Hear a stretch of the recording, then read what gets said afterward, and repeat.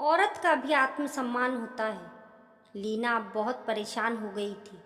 अब पानी सर से ऊपर जा रहा था। लीना ने अब फैसला कर लिया था, वो अब यहाँ रुकेगी ही नहीं।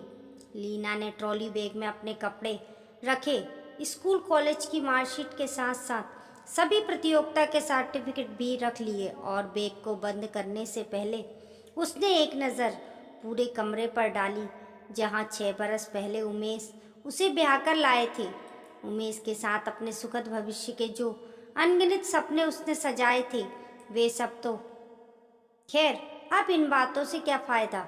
उसका आने का वाला कल तो उसके आज के द्वार पर दस्तक दे रहा है।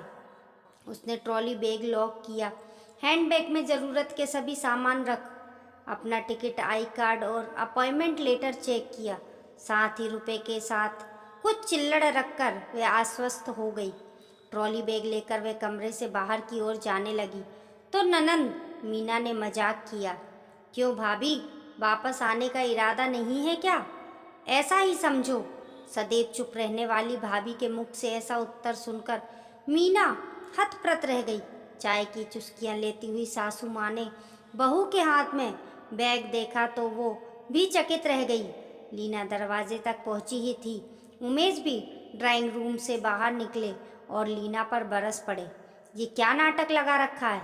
लीना बोली, मुझे नौकरी मिल गई है और मैं जा रही हूँ। सुनकर लीना की सास ठहाका मारकर हंस पड़ी, बोली, तुमको भला कौन नौकरी देगा? मीना भी अपनी माँ की हाँ में हाँ मिलाते हुए बोली, झाड़ू बर्तन करने के सिवा आपको आता भी क्या है? सुनकर लीना तिलमिलाकर रह गई। अपने गुस्से पर काबू करते हुए वह बोली, जब से मैं इस घर में आई हूँ आप सभी ने मुझे अपने अपने तरीके से अपमानित किया है, लेकिन जाने से पहले आप लोगों को आपका आईना ज़रूर दिखाऊंगी। सबसे पहले मिस मीना, तुमको जानकारी दे दूं कि मैंने इंग्लिश ऑनर्स से बीए और इंग्लिश से मैंने पोस्ट ग्रेजुएशन किया है, फिर भी तुम्हारी चाकरी करती रही।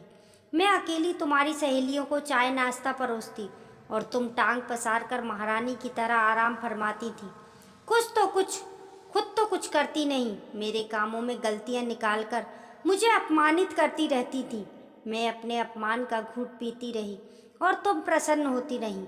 मैंने तो तुम्हें अपनी छोटी बहन समझा और तुमने मुझे, तुम्हारे जन्मदिन पर जब तुम्हारी सहेलियों ने मेरी तारीफ करना चाहा, तब तुमने उन्हें कहा, ढेले भर की भी अकल नहीं है इनमें, पता नहीं कहाँ से भाई इस फूहड़ को उठा लाए हैं। उस दिन मैं बहुत रोई थी। तुम्हारे मन में मेरे लिए जो जहर भरा था, उस दिन उगलकर तुमने मेरी आंखें खोल दी। एक लंबी सांस लेकर वह आगे बोली, सासू माँ, आप विवाह से पहले आपने मेरी माँ से कहा था कि मेरे लिए जैसे मीना है वैसे ही सुनंदा रहेगी, लेकिन एक घूंघट ना रखने की आज़ादी देकर आपने मुझे उम्र भर के लिए गुलाम बना लिया था। पहले तो मेरे आते ही काम वाली बाई को यहाँ कहकर हटा दिया कि सास बहू मिलकर कर लेंगी, लेकिन एक दिन पैर दर्द का बहाना लेकर जो बिस्तर पर बैठी तो आज तक बैठी ही हैं। कभी खाने में तो कभी सफाई की कमियां निकालकर, तो जैसे आपकी आदत सी बन गई थी। बाहर तो कभी जाने नहीं दिया। टेलीविज़न देखने बैठती तो कभी आपकी चाय पीने की इच्छा हो जाती तो कभी आपके सुपुत्र को। मैंने तो आपको माँ का दर्जा दिया था और आपने, एक दिन पड़ोस की रेखा आंटी ने जब मेरी प्रशंसा करते हुए कहा, मिसिस वर्मा, बड़ी अच्छी बहू मिली है आपको, तब आपने क्या जवाब दिया था, याद है?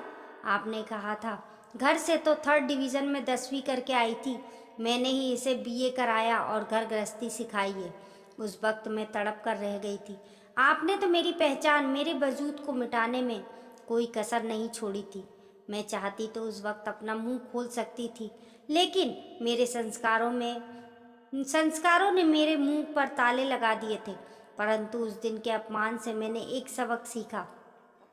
लीना के बदलते तेवर देखकर उसके ससुर जी समझ गए कि अब बहू उनका गिरेबान पकड़ने वाली है, इसलिए उन्होंने वहां से खिसक जाना उचित समझा। तभी लीना ने उन्हें टोक दिया, क्यों ससुर जी, अपनी तारीफ नहीं सुनेंगे? सुनकर उनका हलक सूखने लगा।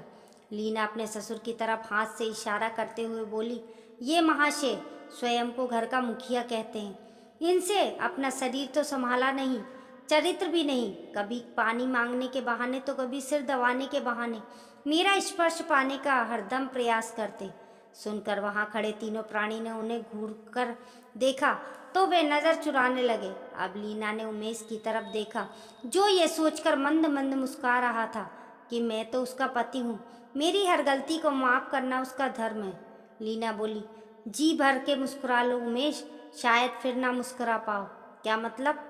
क्रोध से चीखते हुए पूछा। तो लीना बोली, बताती हूँ। इतने उतावले क्यों होते हो? तुम्हारी तो एक एक परत खोलनी है मुझे। हाँ तो उमेश, विवाह के बाद मुझे चूल्हे चौके में ये कहकर झोंक दिया कि माँ की तबीयत ठीक नहीं रहती है। ऑफिस की पार्टियों में मुझे यह कहकर नहीं ले जाते कि वहाँ का माहौल अच्छा नहीं है। फिर मेरे सामने मित्रों की पत्नियों की तारीफ करते ताकि मेरा आत्मसम्मान खत्म हो जाए और मैं उम्र भर तुम्हारी दासी बनी रहूं। जब जब बच्चे की बात छिड़ी, तुमने सैलरी कम होने तो कभी रूपा के विवाह का बहाना बनाया। मैंने तुम्हारे हर बहाने, हर झूठ को सिरोधार्य किया और एक दिन टेबल साफ करते समय गलती से तुम्हारी घड़ी क्या गिर गई। तुमने झट से मुझ पर हाथ उठा दिया। वो थप्पड़ मेरे गाल पर नहीं, मेरे दिल पर लगा था और तभी मैंने निश्चय किया कि अपमानित होकर आश्रित रहने से तो अच्छा है कष्ट सहकर आत्मनिर्भर होना। कहते हुए उसकी आंखें नम हो गई, लेकिन उसने खुद को संभाला और बोली, उस दिन मैंने तुमसे मिले सभी अपमानों को अपनी ताकत बनाया, अपनी डिग्रियों पर पड़ी धूल को साफ किया और तुमसे ही एंड्रॉयड फ़ोन खरीदवाकर अपनी मंजिल की तरफ पहला कदम बढ़ाया। मैंने टीचर ट्रेनिंग के लिए फॉर्म भर दिया, देर रात पढ़ाई करती और सासू माँ सोचती पति का इंतज़ार कर रही है। कितनी पतिव्रता बहू है। मेरी माँ से मिलने का बहाना करके मैं परीक्षा दे आई। उसी समय शिक्षिका के लिए वैकेंसी देखकर स्कूल में अप्लाई भी कर दिया और इंटरव्यू वाले दिन माँ ने बीमारी का बहाना बनाकर अपने पास बुला लिया था। अब ज्वाइनिंग लेटर मेरे हाथ में है। हाँ हाँ, जाना है तो जाओ, रोका किसने है? उमेश की आवाज़ में झुंझलाहट थी। लीना बोली, ऐसे नहीं, ये तलाक के कागज़ हैं, इन पर हस्ताक्षर कर दो और अपनी माँ से कहो कि मेरी माँ के दिए सारे जेवर मुझे वापस कर दें। कहते हुए उसने कागजात उमेश की तरफ फेंक दिए। कागजात देखकर उमेश सोचने लगा, जिसे मैंने भीगी बिल्ली समझा था वो तो शेरनी निकली। उसने अपनी माँ की तरफ देखा, जो शायद जेवर नहीं देने के बारे में सोच रही थी। लीला ने अपने हैंडबैग से एक लिफाफा निकाला और उमेश को दिखाते हुए बोली, साइन नहीं करना चाहते हो? कोई बात नहीं, मेरे पास तो सारे सबूत हैं, अदालत में पेश कर दूंगी, फिर पूरा परिवार जेल में आराम से चक्की पीसते रहना। उमेश ने तुरंत साइन करके कागज़ लीना को थमा दिए और माँ को जेवर लौटाने को कहा। सास से जेवर लेकर लीना ने सबूतों वाला लिफाफा उमेश को दिया और ट्रॉली बैग लेकर बाहर निकल गई। उमेश सावधानी से लिफाफा खोला। उसमें गुलाबी रंग का एक कागज़ था जिस पर लिखा था, नारी को कमज़ोर समझकर अपमानित करने की भूल मत करना, क्योंकि अपमान हमेशा अभिशाप नहीं होता, कभी कभी वरदान भी बन जाता है। दोस्तों, कहानी पसंद आने पर लाइक करें और चैनल को सब्सक्राइब करें। कमेंट बॉक्स में बताना ना भूलें कि आपको ये कहानी कैसी लगी। मिलते हैं फिर एक नई कहानी के साथ। कोमल है, कमज़ोर नहीं, शक्ति का नाम ही नारी है, सबको जीवन देने वाली मौत भी इससे हारी है।